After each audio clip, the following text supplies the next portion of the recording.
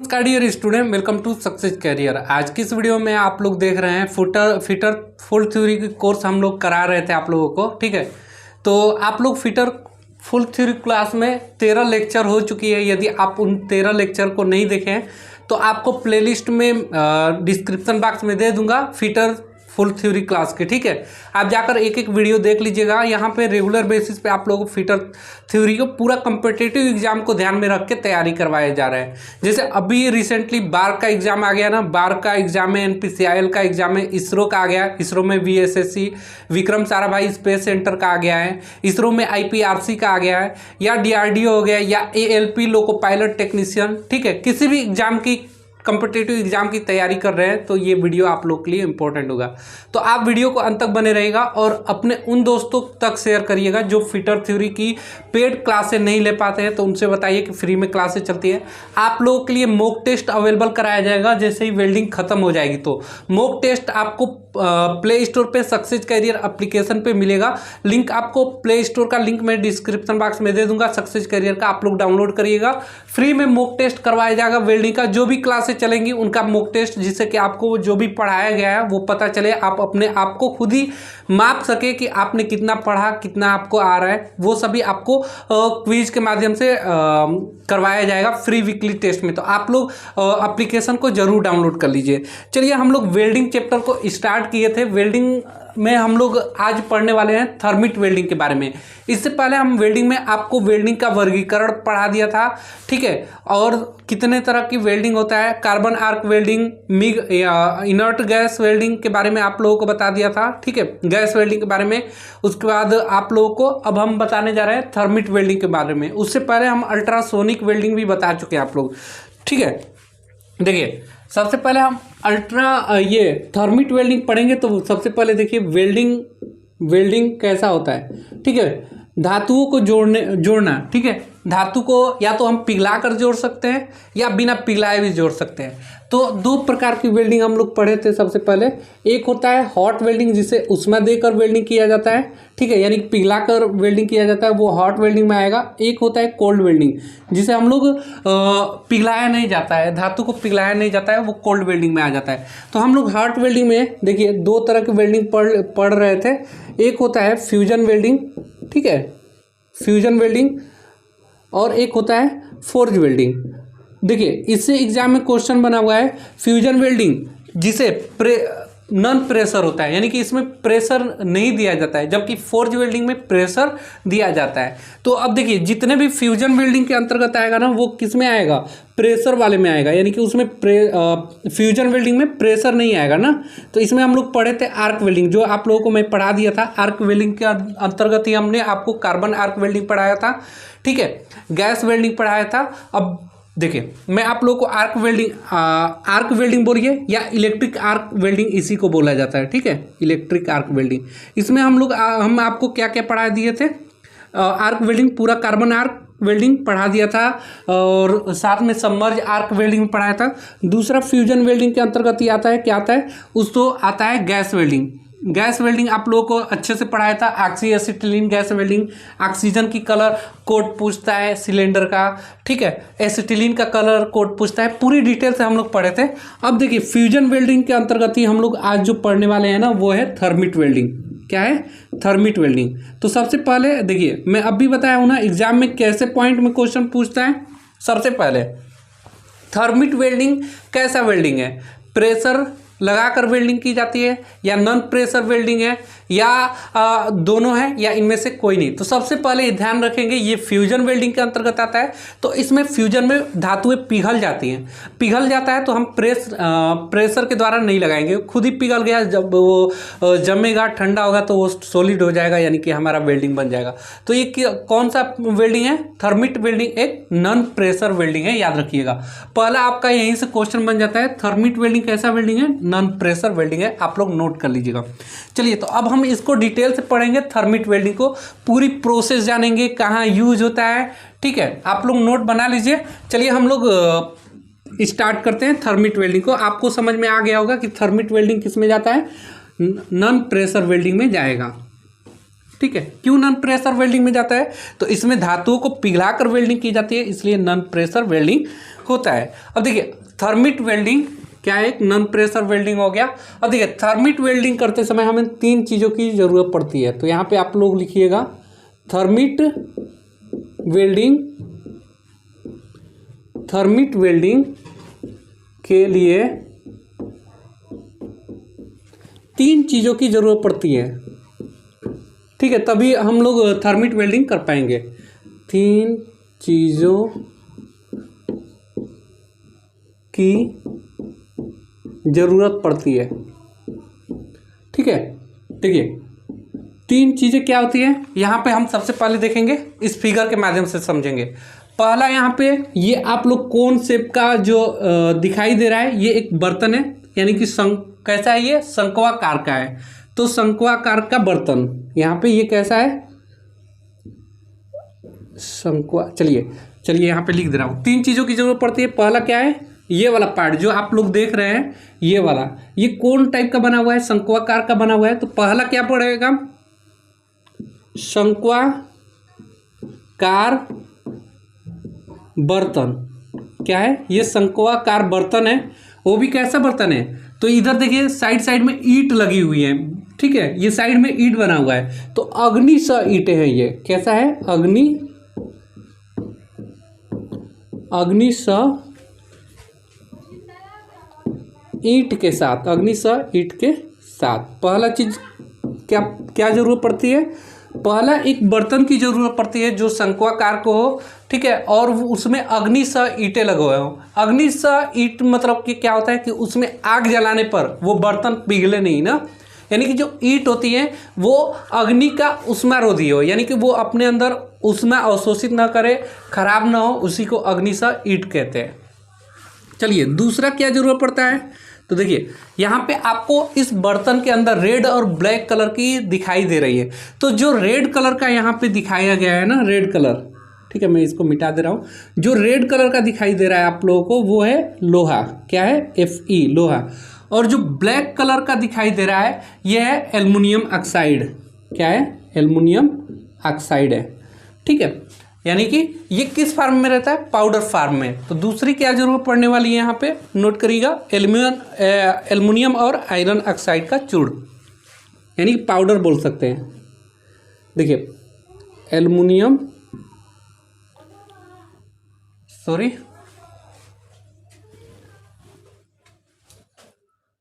इन चीज़ों में एक चीज़ तो हो गया शंक्वाकार बर्तन अग्नि स ईंटों के साथ। दूसरा यहाँ पे नोट करेंगे, दूसरी क्या जरूरत पड़ेगी, तो देखिए इसमें आप लोगों को शंक्वाकार बर्तन के अंदर रेड और ब्लैक कलर का आपको कुछ चूर्ण या पाउडर दिखाई दे रहा होगा। ये क्या होता है, चूर्ण है या पाउडर है। तो क्या कौन सा पाउडर है सर, तो देखिए यहाँ पे आयरन ऑक्साइड होता है। जो रेड कलर का आपको दिखाई दे रहा है ना, ये है आयरन ऑक्साइड। और दूसरा जो ब्लैक कलर का दिखाई दे रहा है, वो है एल्युमिनियम ऑक्साइड। क्या है, सॉरी, देखिए जो रेड कलर का दिखाई दे रहा है वो क्या है, आयरन ऑक्साइड है। और जो ब्लैक कलर का दिखाई दे रहा है वो एल्युमिनियम ब्लैक कलर का दिखाई दे रहा है। और लाल कलर का क्या दिखाई दे रहा है, तो आयरन ऑक्साइड दिखा रहा है। तो दूसरा क्या जरूरत पड़ेगा हमें, एल्युमिनियम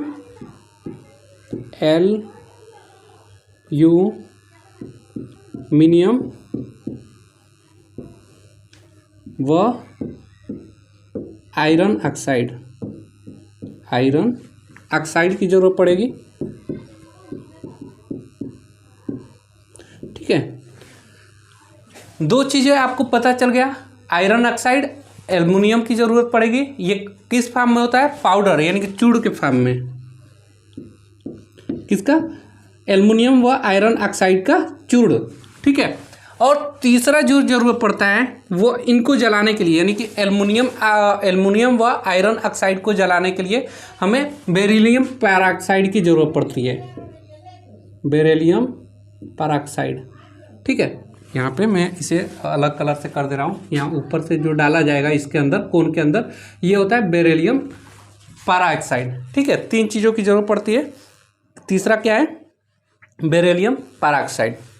चलिए नोट करिए, बेरिलियम पैराऑक्साइड,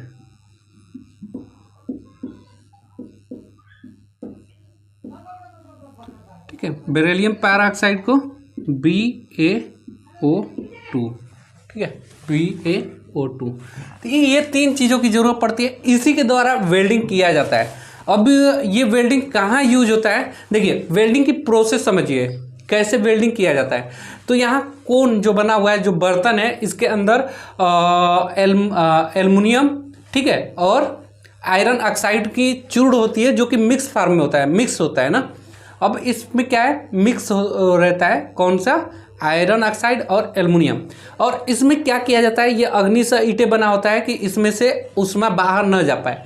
और इसमें बेरिलियम पैराऑक्साइड को डाला जाता है, बेरिलियम पैराऑक्साइड को डाला जाता है तो ये गर्म हो जाता है, ठीक है। और ये पूरा धातु क्या होता है, जो चूर्ण है वो पिघल कर लिक्विड अवस्था में आ जाता है, ठीक है, यानी कि द्रव अवस्था में आ जाता है। और ये द्रव अवस्था में आने के बाद देखिए ये पूरा द्रव अवस्था में बन जाता है और जाके ऊपर जो बैठ जाता है वो क्या हो जाता है, एकदम ब्लैक ब्लैक कलर का स्लैग बन जाता है।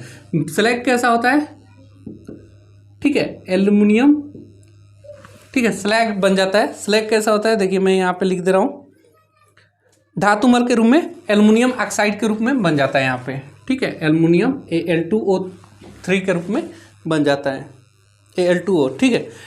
क्या होता है, ये पिघल जाता है, पिघलने के बाद जो ये बन जाता है, पिघलने के बाद जो मल होता है, इसके धातु मल होते हैं वो ऊपर चले जाते हैं, और जो लोहा होता है यानी कि Fe वो तली में आके बैठ जाता है, रेड रेड कलर का सॉरी, देखिए यहाँ तली में पिघलने के बाद तली पे सॉरी, तली पे रेड रेड क्या हो जाता है, यानी कि आयरन आ जाता है। अब ये आयरन क्या करता है, यहाँ पे जो वाल्व लगा होता है, यहाँ पे लगा क्या है, वाल्व, ठीक है, क्या लगा हुआ है, वाल्व लगा हुआ है।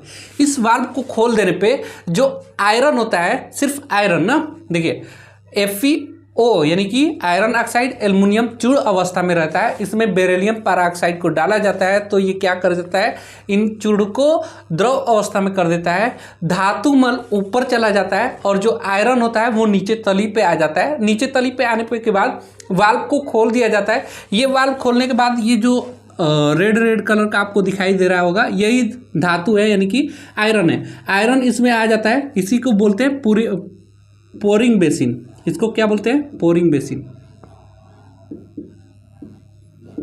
Pouring basin.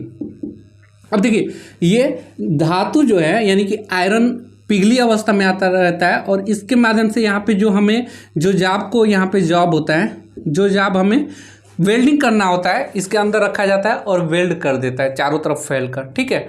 और एक्सेस यानी कि जो अधिक आयरन होता है, अधिक आयरन वो ऊपर आ जाता है। बाद में जब ये ठंडा हो जाता है, ठीक है, यानी कि जब हमारी वेल्डिंग हो जाती है तो यहाँ से इसे काट के मतलब फिनिश कर लेते हैं, हमारा वेल्डिंग बन जाता है। तो ये देखिए मैं क्या आपको प्रोसेस समझाया, बहुत ही इंपॉर्टेंट है। देखिए इस शंक्वाकार बर्तन के अंदर क्या होता है, आयरन ऑक्साइड होता है, एल्युमिनियम होता है, किस फॉर्म में रहता है, चूर्ण अवस्था में या पाउडर फॉर्म में रहता है। इसमें बेरिलियम ऑक्साइड को डाला जाता है, रिएक्शन करता है, रिएक्शन करने के बाद हीट उत्पन्न होता है। अब देखिए रिएक्शन जो होता है उसका फार्मूला आप लोगों को लिखना पड़ेगा, एग्जाम में पूछ देता है। तो क्या होता है, जब ये रिएक्शन करता है तो क्या होता है कि ये द्रव अवस्था में हो जाता है। धातु जो मल होता है, धातु में जो मल होता है वो ऊपर चला जाता है और जो आयरन होता है वो नीचे तली पे बैठ जाता है और वाल्व के माध्यम से इसमें डालकर हम क्या कर लेते हैं, वेल्डिंग प्रोसेस को कंप्लीट कर लेते हैं, ठीक है। तो वो आप लोग फिगर बना लीजिएगा। अब देखिए मैं यहाँ पे मिटा रहा हूँ क्योंकि अब मैं जो रिएक्शन होता है ना, केमिकल रिएक्शन, वो आपको लिखवा दे रहा हूँ क्योंकि वो इम्पोर्टेंट भी है। एग्जाम में आपसे पूछता है कि क्या क्या बनाता है, कैसे वो हीट जनरेट कर देता है, ठीक है।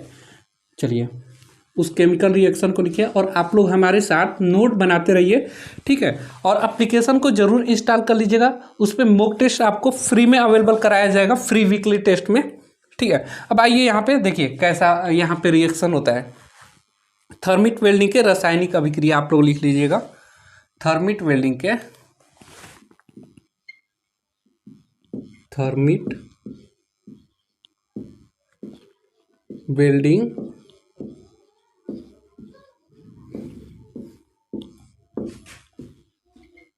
के रासायनिक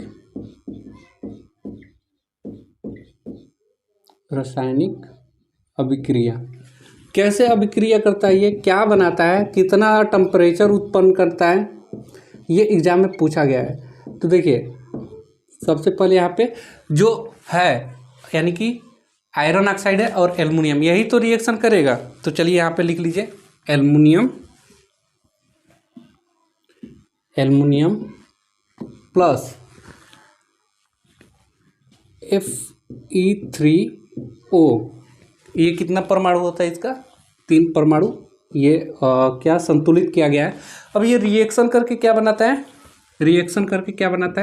तो लिखिएगा Fe यानी कि आयरन बनाएगा प्लस AlO प्लस हीट उत्पन्न करेगा। ठीक है, इसको संतुलित कर लेते हैं। 9Fe 4Al2O और हीट उत्पन्न करेगा ना, मैं अभी बताया हीट उत्पन्न करता है।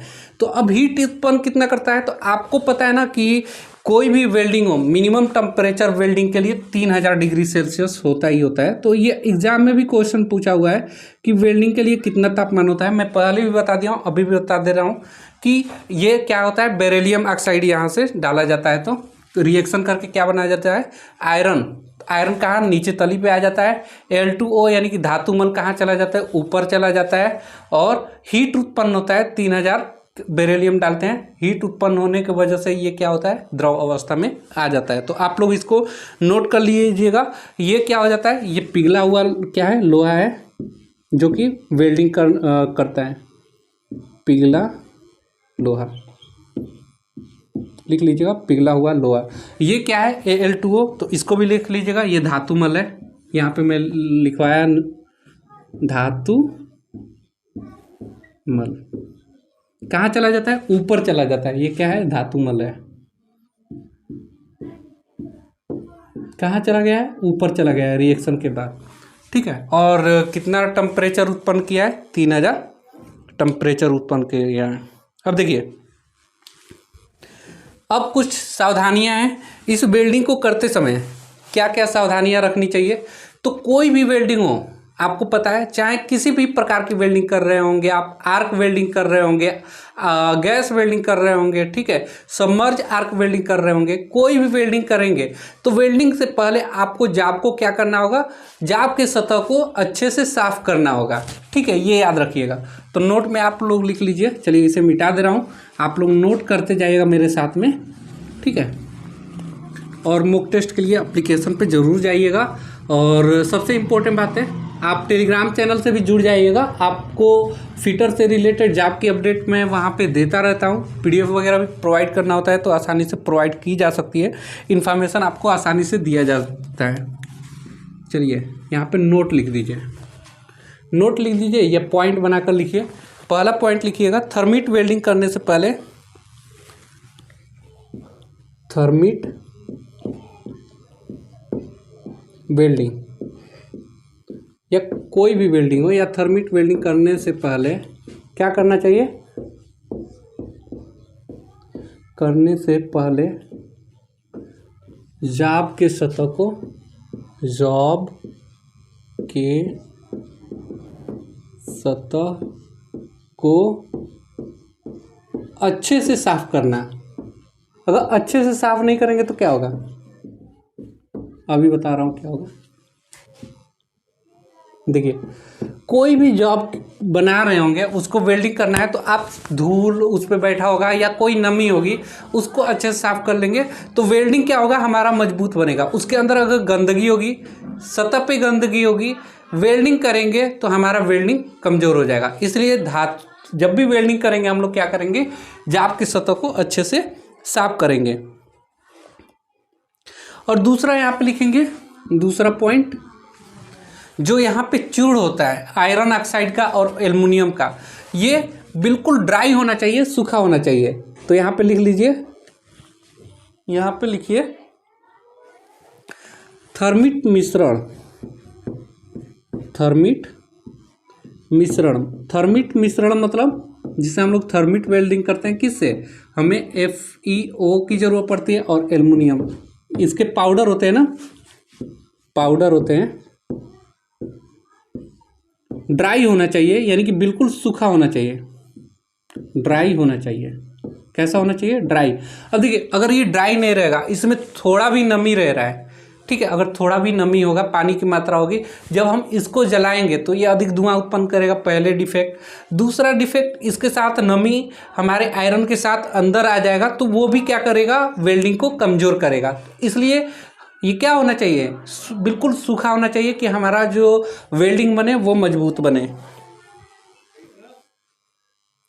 देखिए, अगर इसमें नमी होगा ना, तो इसके साथ क्या आएगा?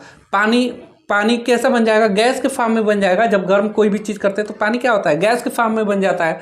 और ये गैस इसके साथ अंदर आएगा तो ब्लो होल बनाएगा, यानी कि छोटे छोटे छिद्र बना देगा इसमें, हमारा जहाँ पे वेल्डिंग करना है, और वो मजबूती नहीं होगी। तो ड्राई होना चाहिए, नहीं तो क्या होगा? नहीं तो वेल्डिंग में ब्लो होल डिफेक्ट बना देगा। ब्लो होल यानी कि छोटे छोटे छिद्र बना देगा, ब्लो होल डिफेक्ट बना देगा। देखिए, अब यहाँ पे डिफेक्ट मैंने वर्ड यूज किया है, तो वेल्डिंग में एक टॉपिक ये डिफेक्ट, जो कि मैं आगे पढ़ाऊंगा। सारे वेल्डिंग मैं पढ़ा दूंगा ना, तो आप लोग को वेल्डिंग डिफेक्ट के बारे में भी बताऊंगा। तरह तरह के डिफेक्ट होते हैं, जैसे ब्लो होल अभी पढ़ा आपने, पोरोसिटी पढ़ेंगे, साथ में अन्य तरह की जो भी डिफेक्ट है वो हम उस समय देखेंगे आगे, ठीक है। अभी हम यहाँ पे बताएंगे तो वीडियो काफ़ी लंबा बन जाएगा, तो बस अभी हम लोग थर्मिट वेल्डिंग को पढ़ते हैं। चलिए, तो ये हो गया, नोट बनाकर लिख लीजिएगा, इंपॉर्टेंट पॉइंट था। अब आप लोग एडवांटेज लिखेंगे कि थर्मिट वेल्डिंग के लाभ क्या होता है, सबसे पहली बात, और इसका यूज कहाँ किया जाता है। तो देखिए, वेल्डिंग का यूज हम कहीं भी कर सकते हैं, ऑटोमोबाइल क्षेत्र में, एरोप्लेन के क्षेत्र में, ठीक है, और रेलवे में। तो सबसे ज़्यादा यूज मुख्यतः एग्जाम में जो क्वेश्चन पूछता है वो रेलवे डिपार्टमेंट में थर्मिट वेल्डिंग का सबसे इम्पोर्टेंट यूज होता है। तो अब आइए यहाँ पे एडवांटेज डालेंगे, लाभ डालेंगे, थर्मिट वेल्डिंग के लाभ, एडवांटेज, लाभ। क्या लाभ है? पहला पॉइंट आप लोग लिखिएगा यहाँ पे, पहला पॉइंट, यह विधि क्या है? सस्ता है। यह विधि यानी कि थर्मिट वेल्डिंग की विधि सस्ता होता है, ठीक है, यानी कि अन्य वेल्डिंग की अपेक्षा ये सस्ता है। क्यों सस्ता है? देखिए, अन्य वेल्डिंग यानी कि हम लोग आर्क वेल्डिंग करेंगे तो उसमें हम लोग की विद्युत की जरूरत पड़ेगी, ठीक है। अगर हम लोग गैस वेल्डिंग करेंगे गैस वेल्डिंग, तो उसमें ऑक्सीजन सिलेंडर, एसिटिलीन सिलेंडर की जरूरत पड़ेगी, साथ में उसके जितने भी उपकरण हैं जैसे कि वेल्डिंग टार्च, इलेक्ट्रोड वगैरह, ये सारी चीज़ों की ज़रूरत पड़ेगी। जबकि यहाँ पे ना इलेक्ट्रोड की ज़रूरत पड़ती है, नहीं यहाँ पे वेल्डिंग टार्च की ज़रूरत पड़ती है, नहीं यहाँ विद्युत की ज़रूरत पड़ती है। तो ये क्या है? एक बहुत ही सस्ती विधि है। दूसरा पॉइंट नोट करेंगे, थर्मिट वेल्डिंग का दूसरा लाभ क्या है? देखिए, ये जो थर्मिट वेल्डिंग होता है, थर्मिट वेल्डिंग का उपयोग, ये एग्जाम में क्वेश्चन पूछा हुआ है कि थर्मिट वेल्डिंग का उपयोग कहाँ करते हैं। मुख्यतः वेल्डिंग का उपयोग रेल की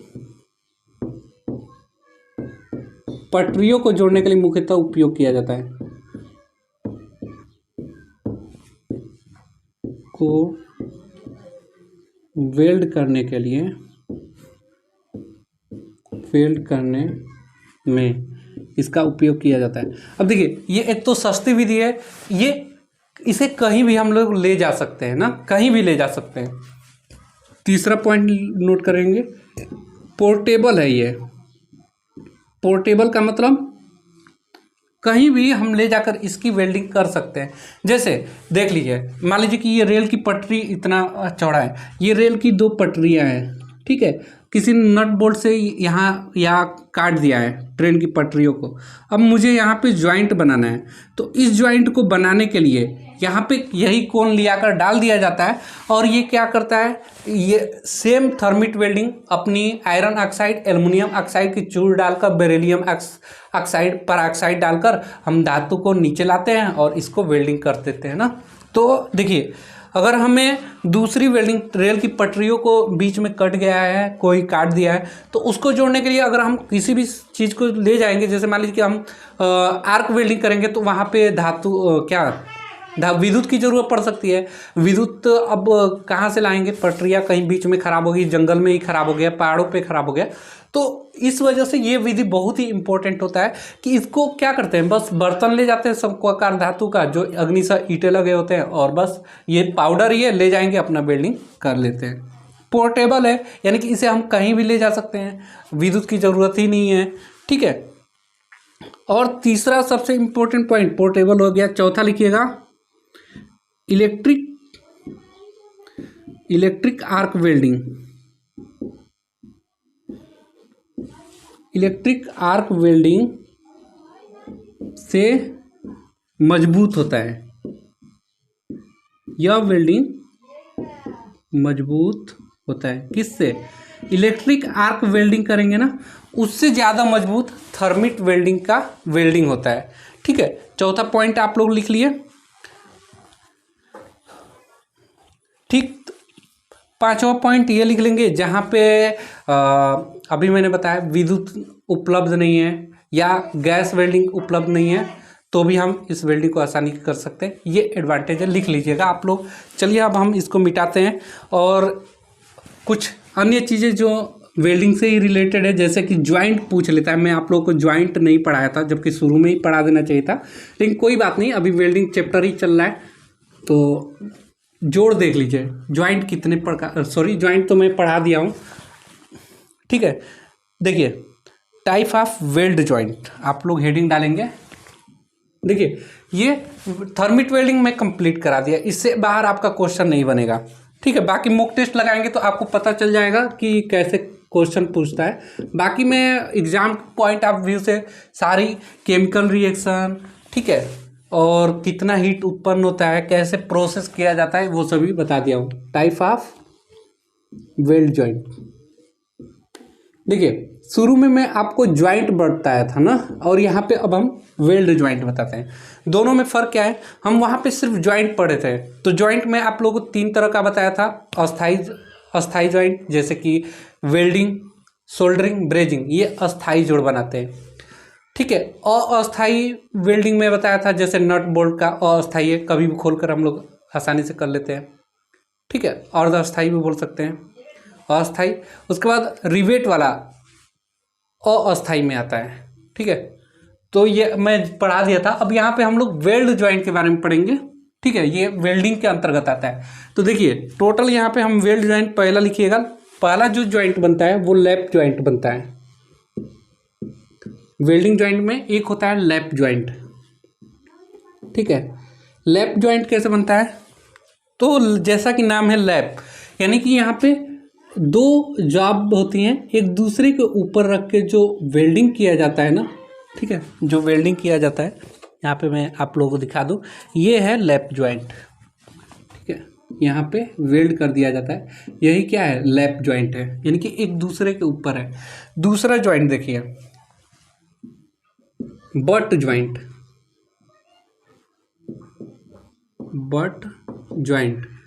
बट ज्वाइंट में क्या होता है, 2 प्लेटें होती हैं, एक दूसरे को आपस में चिपका कर जो वेल्डिंग की जाती है, ठीक है। ये जो वेल्डिंग होता है, कौन सा वेल्डिंग है, यहाँ पे जो वेल्ड कर दिया जाता है, ये है बट ज्वाइंट, ठीक है। ये क्या है, बट ज्वाइंट बन गया। तीसरा ज्वाइंट देखेंगे, टी ज्वाइंट। तीसरा टी ज्वाइंट। तो टी ज्वाइंट में क्या होता है, ये टी आकार का होता है, जैसे एक प्लेट ऊपर है क्षैतिज, और इसी के ऊपर ऐसे जोड़ देते हैं, तो ये कौन सा वेल्डिंग बनाएगा, ये हमारा टी ज्वाइंट बनाएगा, ठीक है। यहाँ पे 2D डायग्राम में दिखा रहा हूँ इस वजह से, ठीक है। जैसे मान लीजिए कि ये प्लेट है, एक प्लेट हो गया मेरे हथेली, एक के ऊपर एक वेल्डिंग कर दिया ये प्लेट को, तो इस प्रकार की जो वेल्डिंग होती है टी वेल्डिंग होती है। तीसरा हो गया। चौथा देखेंगे, चौथा वेल्डिंग जॉइंट देख लीजिए, कार्नर जॉइंट। क्या होता है? Corner joint. Corner joint, corner joint में क्या होगा, देखिए एक प्लेट इधर, दूसरा प्लेट इसी के ऊपर इस प्रकार होता है। इस प्रकार के जो जॉइंट बनते हैं ना, इस प्रकार को जॉइंट को हम लोग क्या बोलते हैं? कार्नर जॉइंट बोलते हैं। ठीक है, अब आइए चौथा हो गया। पांचवा देखिए, पांचवा जॉइंट का नाम लिखेंगे एज जॉइंट। एज का मतलब होता है किनारा, एज जॉइंट। अब एज किनारे की जॉइंट, यानी कि एक प्लेट के किनारे की सतह को ही यहाँ पे जोड़ देते हैं। ये क्या, कौन सी जॉइंट है? एज जॉइंट है। ठीक है, तो इस प्रकार हमने आप लोगों को थर्मिट वेल्डिंग पढ़ा दिया। ठीक है, अगली क्लास में हम लोग फोर्ज वेल्डिंग पढ़ेंगे। फोर्ज वेल्डिंग देखिए, अभी तक हम लोग जो भी पिछली क्लास में वेल्डिंग की पढ़ रहे हैं, जैसे अभी मैं एक बार आप लोग रिवीजन करा दूं, ये सभी कैसी वेल्डिंग थी? नॉन प्रेशर वेल्डिंग हम लोग पढ़ रहे थे। नॉन प्रेशर वेल्डिंग को हम लोग फ्यूजन वेल्डिंग बोलते हैं। उसके अंतर्गत कौन कौन सा वेल्डिंग हम लोग पढ़ लिए? Arc welding, electric arc welding या आर्क वेल्डिंग पढ़िए, बोलिए, पढ़ लिया है हमने। ठीक है, जैसे हम लोग कार्बन आर्क वेल्डिंग पढ़े थे। ठीक है, inert gas welding, MiG welding पढ़े थे, metal arc welding, submerge arc welding, ये इलेक्ट्रिक आर्क वेल्डिंग के अंतर्गत आता है। दूसरी वेल्डिंग हम लोग पढ़े थे गैस वेल्डिंग, ये भी एक नॉन प्रेशर वेल्डिंग के अंतर्गत पढ़े थे। फ्यूजन वेल्डिंग, फ्यूजन वेल्डिंग के अंतर्गत ही एक गैस वेल्डिंग होता है। इसमें भी हम लोग प्रेशर लगाकर, प्रेशर देकर हम लोग क्या करते हैं? वेल्ड नहीं करते। तीसरा, ठीक है, फ्यूजन वेल्डिंग यानी कि नॉन प्रेशर वेल्डिंग में ही हम लोग तीसरा वेल्डिंग पढ़ लिए हैं, कौन सा? Thermite welding. अब कल की क्लास में हम लोग फोर्ज वेल्डिंग पढ़ेंगे। फोर्ज वेल्डिंग का मतलब होता है कि हम उसमें धातु को पिघलाएंगे नहीं, ठीक है, रख तब तक गर्म करेंगे और प्रेशर के द्वारा वेल्डिंग करेंगे, तो वो होता है फोर्ज वेल्डिंग, जो कि हम कल की क्लास में पूरी डिटेल से पढ़ेंगे। उम्मीद करता हूँ आप लोग सभी क्लास इससे पिछली क्लासें देख लिए होंगे। और देखिए, आपको एप्लीकेशन पे भी ये क्लासें मिल जाएंगी, बिल्कुल फ्री चलाया जा रहा है, तो आप एप्लीकेशन डाउनलोड कर लीजिएगा, लिंक डिस्क्रिप्शन बॉक्स में दे दूंगा, या प्ले स्टोर पे सक्सेस करियर डाउनलोड करके सर्च करके आप लोग डाउनलोड कर सकते हैं। आज के लिए वीडियो में इतना ही। Thanks for watching this video guys, मिलेंगे नेक्स्ट वीडियो में, तब तक के लिए बाय।